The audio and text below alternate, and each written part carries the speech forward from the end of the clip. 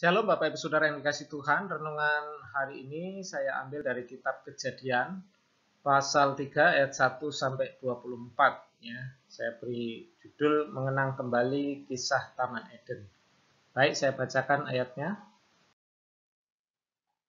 Adapun ular ialah yang paling cerdik dari segala binatang yang di darat yang dijadikan oleh Tuhan Allah. Ular itu berkata kepada perempuan itu, "Tentulah Allah berfirman, semua pohon dalam taman ini jangan kamu makan buahnya, bukan? Lalu saut perempuan itu kepada ular itu, buah pohon-pohonan dalam taman ini boleh kami makan. Tetapi tentang buah pohon yang ada di tengah-tengah taman, Allah berfirman, jangan kamu makan ataupun raba buah itu, nanti kamu mati." Tetapi ular itu berkata kepada perempuan itu, sekali-kali kamu tidak akan mati. Tetapi Allah mengetahui bahwa pada waktu kamu memakannya, matamu akan terbuka dan kamu akan menjadi seperti Allah, tahu tentang yang baik dan yang jahat. Perempuan itu melihat bahwa buah pohon itu baik untuk dimakan dan sedap kelihatannya. Lagi pula pohon itu menarik hati karena memberi pengertian. Lalu ia mengambil dari buahnya dan dimakannya dan diberikannya juga kepada suaminya yang bersama-sama dengan dia. Dan suaminya pun memakannya. Maka terbukalah mata mereka berdua dan mereka tahu bahwa mereka telanjang. Lalu mereka menyemat daun pohon ara dan membuat cawat.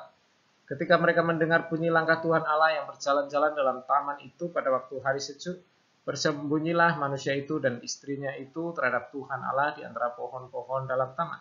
Tetapi Tuhan Allah memanggil manusia itu dan berfirman kepadanya, "Di manakah engkau?" Ia menjawab, "Ketika aku mendengar bahwa engkau ada dalam taman ini, aku menjadi takut, karena aku telanjang, sebab itu aku bersembunyi." Firman, "Siapakah yang memberitahukan kepadamu bahwa engkau telanjang? Apakah engkau makan dari buah pohon yang kularang engkau makan itu?" Manusia itu menjawab, "Perempuan yang kau tempatkan di sisiku, dialah yang memberi dari buah pohon itu kepadaku, maka aku makan." Kemudian berfirmanlah Tuhan Allah kepada perempuan itu, "Apakah yang telah kau perbuat ini?" Jawab perempuan itu, "Ular itu yang memperdayakan aku, maka aku makan." Lalu berfirmanlah Tuhan Allah kepada ular itu, "Karena engkau berbuat demikian, terkutuklah engkau di antara segala ternak dan di antara segala binatang hutan. Dengan perutmu lah engkau akan menjalar dan debu tanahlah akan kau makan seumur hidupmu. Aku akan mengadakan permusuhan antara engkau dan perempuan ini, antara keturunanmu dan keturunannya. Keturunannya akan meremukkan kepalamu dan engkau akan meremukkan tumitnya." Firman-Nya kepada perempuan itu, "Susah payahmu waktu mengandung akan kubuat sangat banyak. Dengan kesakitan kau akan melahirkan anakmu, namun engkau akan birahi kepada suamimu, dan ia akan berkuasa atasmu. Semak duri dan rumput duri akan dihasilkan bagimu, dan tumbuh-tumbuhan di padang akan menjadi makananmu. Dengan berpelung kau akan mencari makananmu, sampai engkau kembali lagi menjadi tanah, karena dari situlah engkau diambil. Sebab engkau debu dan engkau akan kembali menjadi debu." Manusia itu memberi nama Hawa kepada istrinya, sebab dialah yang menjadi ibu semua yang hidup. Dan Tuhan Allah membuat pakaian dari kulit binatang untuk manusia dan untuk istrinya itu, lalu mengenakannya kepada mereka.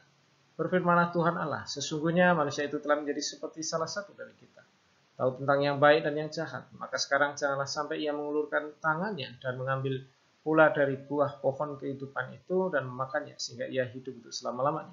Lalu Tuhan Allah mengusir dia dari Taman Eden supaya ia mengusahakan tanah dari mana ia diambil. Ia menghalau manusia itu, dan di sebelah timur Taman Eden ditempatkannya beberapa keruk dengan pedang yang bernyala-nyala dan menyambar-nyambar untuk menjaga jalan ke pohon kehidupan. Nah, Bapak Ibu Saudara yang dikasih Tuhan, dalam kisah ini tentu ada pelajaran-pelajaran rohani bagi kita ya.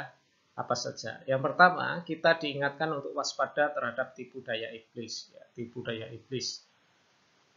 Kisah ini bagi sebagian orang dianggap dongeng ya, dongeng atau mitos, tapi saya tidak yakin itu, karena Yesus mati itu untuk menggenapi ini ya.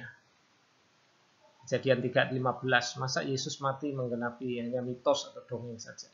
Kemudian Paulus juga mendasarkan teologinya, teologi pembenaran itu berdasarkan juga kisah ini ya, upah dosa adalah maut, tapi kasih karunia Allah hidup yang kekal hanya dalam Yesus Kristus. Jadi ini bukan sebuah kisah dongeng atau mitos ya.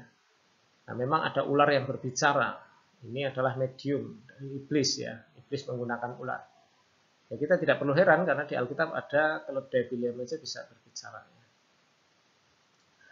Nah, bagaimana liciknya iblis? Itu dia mulai menggoda Hawa dengan cara meragukan firman Tuhan.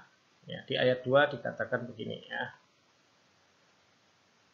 Ular itu berkata kepada perempuan itu, tentulah Allah berfirman, semua pohon dalam taman ini jangan kamu makan buahnya, bukan. Nah, padahal sebenarnya semua pohon itu buahnya boleh dimakan. Tapi iblis berkata, tidak boleh dimakan, bukan. Nah, mulai ada keraguan-raguan dalam diri Hawa ini.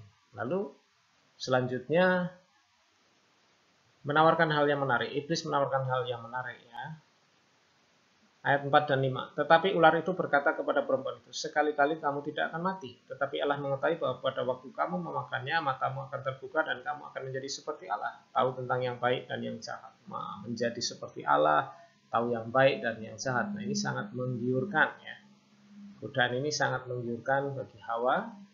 Dan akhirnya Hawa mengambil keputusan untuk mengikuti apa yang iblis mau ini, ya, atau ular mau, ya.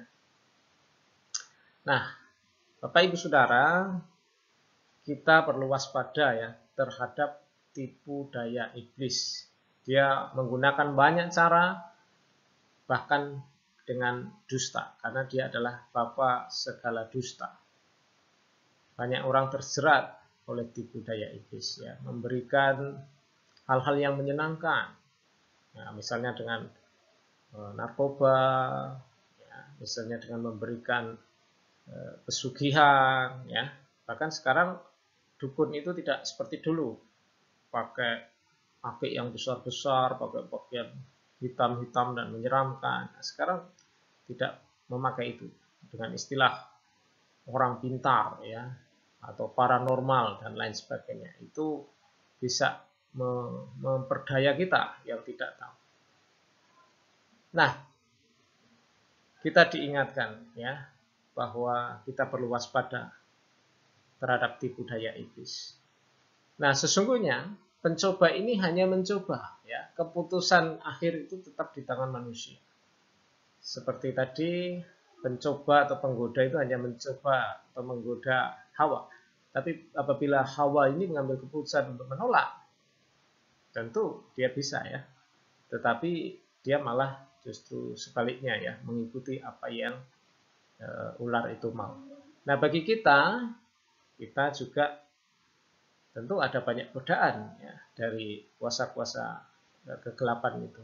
Nah, keputusan tetap ada di tangan kita. Kita mau mengikuti atau tidak, ya. Jadi waspada Bapak Ibu Saudara terhadap tipu daya iblis. Dengan segala kelicikannya, dia akan berusaha menjatuhkan, ya, orang-orang percaya. Nah, yang kedua, kita diingatkan akibat dosa. Nah, akibat dosa itu fatal, Bapak Ibu Saudara. Ada banyak akibat di sini kalau kita melihat, ya. Hubungan manusia dengan Allah itu menjadi retak, menjadi terputus, ya, menjadi rusak. Manusia menjadi takut dan bersembunyi. Ketika Allah hadir, seharusnya itu menjadi suasana yang menyenangkan, menjadi suasana yang meneduhkan, nyaman, bisa bersama dengan Allah di taman itu. Tapi di sini kita melihat bahwa kehadiran Allah di taman itu justru merupakan satu mimpi buruk, ya, sesuatu yang menyeramkan, sesuatu yang menakutkan, gitu, ya. Mereka harus bersembunyi, panik, gusar. Di ayat 10 dikatakan, ia menjawab, ketika aku mendengar bahwa engkau ada dalam taman ini, aku menjadi takut karena aku telanjang. Sebab itu aku bersembunyi. Menjadi takut. Bayangkan, Allah Sang Pencipta mereka hadir, tapi mereka menjadi takut, ya. Ini akibat dari dosa. Hubungan antara manusia dengan Allah menjadi rusak. Kemudian hubungan antara sesama itu juga menjadi rusak. Kalau kita melihat ini, Adam tidak mau disalahkan, Adam tidak mau bertanggung jawab, ya ini salahku. Tapi Adam menuduh ini salah istrinya dan salah Tuhan. Ya. Dikatakan di sini ayat 12, ya. Manusia itu menjawab, perempuan yang kau tempatkan di sisiku, dia yang memberi dari buah pohon itu kepadaku, maka aku makan. Dia menyalahkan perempuan. Perempuan yang kau tempatkan. Tapi juga menyalahkan, tidak langsung ini menyalahkan Allah sendiri. perempuan yang engkau tempatkan. Jadi engkau menempatkan perempuan ini, itu juga andil Allah sendiri, ya. Kenapa menempatkan perempuan yang akhirnya membawa kepada dosa? Kira-kira begitu, ya. Jadi Adam ini menyalahkan perempuan dan menyalahkan Tuhan, ya. Tidak mau mengakui. Nah, kemudian akibat lain adalah kutukan-kutukan. Ular juga terkutuk, ya. Di ayat yang ke-14, lalu berfirman Tuhan Allah kepada ular itu, karena engkau berbuat demikian, terkutuklah engkau di antara segala ternak dan di antara segala binatang hutan. Dengan perut mula engkau akan menjalar dan debu tanah lah, dan engkau makan seumur hidup.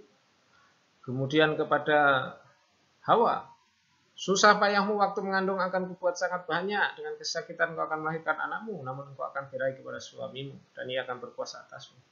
Nah, kepada Adam, laki-laki, ya, karena engkau mendengarkan perkataan istrimu dan memakan dari buah pohon yang telah kuperintah kepadamu, jangan makan daripadanya, maka terkutuklah tanah karena engkau, dengan bersusah payah engkau akan mencari rezekimu dari tanah seumur hidupmu. Bayangkan, mencari rezeki dengan susah payah seumur hidupnya. Nah, laki-laki memang pada akhirnya kerja keras, banting tulang.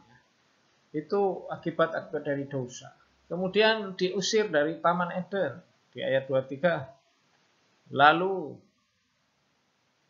Tuhan Allah mengusir dia dari Taman Eden supaya ia mengusahakan tanah dari mana ia diambil. Diusir dari Taman Eden. Ya. Kalau kita baca pasal 4, wah itu juga mengerikan, ya. Terjadi pembunuhan kakak beradik padahal ini, ya. Kemudian di pasal 6 mulai lagi ada dosa makin memuncak. Kemudian ada air bah. Kemudian di pasal 19 itu ada dosa lagi dan ada penghukuman kepada Sodom dan Gomora. Jadi setiap dosa ini mengakibatkan hal-hal yang buruk, yang fatal, ya. Nah, Bapak Ibu Saudara yang kasih Tuhan, mari melalui kisah ini kita diingatkan kembali akibat-akibat dari dosa. Pikirkanlah, jadi sebelum kita berdosa, kita mulai berpikir akibatnya apa. Sebelum saya lakukan ini, akibatnya apa. Di Alkitab banyak contoh yang lain, ya. Misalnya Daud, ketika dia mulai berubah setia, dia melakukan dosa, apanya akibatnya, ya? Misalnya dia mulai menghitung pasukan, sombong, ya. Tuhan beri juga pelajaran, ya, akibat. Juga waktu Daud mengambil istri orang, wah ini fatal juga akibatnya, ya. Rumah tangganya akhirnya kacau berantakan. Dosa akan yang menyembunyikan barang-barang yang harusnya ditumpas, ya, harus dibinasakan, dia sembunyikan. Itu juga mengakibatkan Israel kalah perang. Nah, ini akibat-akibat dosa. Ananias Safira menipu Petrus, ya, menipu Roh Kudus dan akhirnya mati. Jadi akibat-akibatnya itu sangat fatal. Karena itu kita harus ingat, ya, ketika kita mau berbuat dosa, pikirkanlah matang-matang apa akibatnya. Jadi lebih baik jangan berbuat dosa daripada harus menanggung akibat-akibat yang sangat fatal. Ya, yang ketiga, kita diingatkan akan kasih Allah yang besar, ya. Selain kutukan-kutukan tadi, akibat-akibat dosa, ternyata masih ada kasih Allah yang besar yang dapat kita lihat dari teks ini, ya. Allah mencari, bayangkan. Bukannya manusia yang mencari Allah. Mereka bersembunyi, mereka ketakutan. Tapi Allah mencari. Di ayat 9 dikatakan begini. Tetapi Tuhan Allah memanggil manusia itu dan berfirman kepadanya, di manakah engkau? Allah yang mencari, di manakah engkau? Bukan berarti Allah tidak tahu, karena dia maha tahu, ya. Dia mencari supaya sebenarnya Adam itu bertanggung jawab, mengakui, bukan lari dari Tuhan. Manusia bersembunyi dari Tuhan. Nah, tapi Tuhan, karena kasih yang besar, masih mencari, ya. Kemudian apa yang dilakukan Tuhan? Dia memberi pakaian. Di ayat 21 dikatakan begini. Dan Tuhan Allah membuat pakaian dari kulit binatang untuk manusia dan untuk istrinya itu, lalu mengenakannya kepada mereka. Tidak langsung dihukum, langsung mati seketika. Adam dan Hawa dibunuh lalu digantikan manusia lain, tidak. Tapi memberi pakaian kemudian mengenakannya. Kemudian Allah juga memberi janji, ya, yang disebut dengan proto-evangelium itu ya, Kejadian 3 ayat 15. Aku akan mengadakan permusuhan antara engkau dan perempuan ini, antara keturunanmu dan keturunannya. Keturunannya akan meremukkan kepalamu dan engkau akan meremukkan tumitnya. Ada keturunan perempuan yang akan menghancurkan kepala si iblis itu, yaitu ular.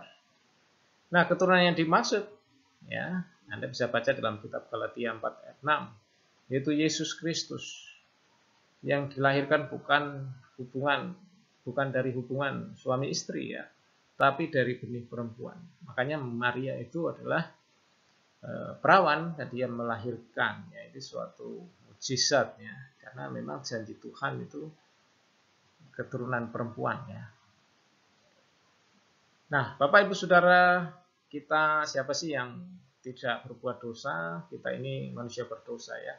Tapi ada kasih Allah yang besar. Allah mau supaya kita bertobat, mengakui, meninggalkannya, dan hidup dalam hidup yang baru. Kita ada harapan. Kasih Allah besar. Satu orang berdosa, semua orang berdosa. Tapi satu perbuatan ketaatan, semua boleh pembenaran. Ya. Jadi masih ada kasih Allah dalam hidup ini.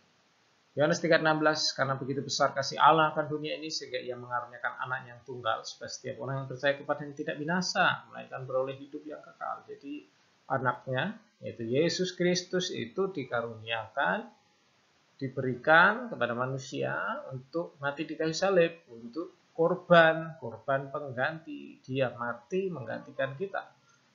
Kita yang seharusnya mati, mengalami kematian kekal, tapi ditanggungkan dalam pribadi Yesus.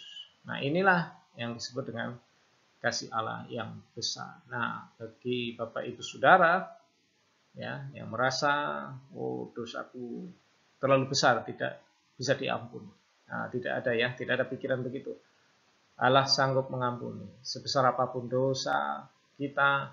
Allah, asalkan kita mau mengakuinya, Tuhan akan mengampuni, ya. Tidak berarti kita seenaknya, wah, karena kasih Allah besar kita berbuat dosa diampuni, besok berbuat dosa lagi. Tidak seperti itu, ya. Tapi ketika kita diselamatkan, ketika kita diampuni, ya, kita akan mengucap syukur, ya, akan bersyukur. Jadi tidak hidup di dalam dosa, tidak, tapi meninggalkan. Nah, kasih Allah yang besar sudah dilimpahkan kepada kita di dalam diri Yesus Kristus yang sudah mati bagi kita. Nah, Bapak Ibu Saudara yang belum percaya Yesus, ya, inilah tawaran Allah bagi kita, ya. Terima Yesus Kristus sebagai Tuhan dan Juru Selamat, maka Anda diampuni. Tidak ada ketakutan lagi, maka Anda diselamatkan, ya.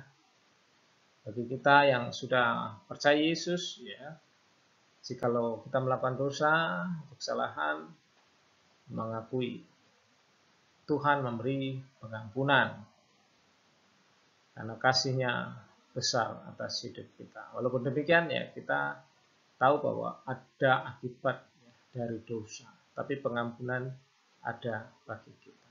Nah, Bapak Ibu Saudara, mengenang kembali kisah Taman Eden, kita diingatkan beberapa hal, ya, supaya kita waspada terhadap tipu daya iblis, supaya kita juga mengingat, ya, akibat fatal dari dosa-dosa itu, ya, dan kita diingatkan bahwa ada kasih Allah yang besar bagi kita, manusia yang penuh dengan kelemahan ini, ya. Baik, Bapak Ibu Saudara, demikian renungan kali ini. Terima kasih, Tuhan memberkati. Amin.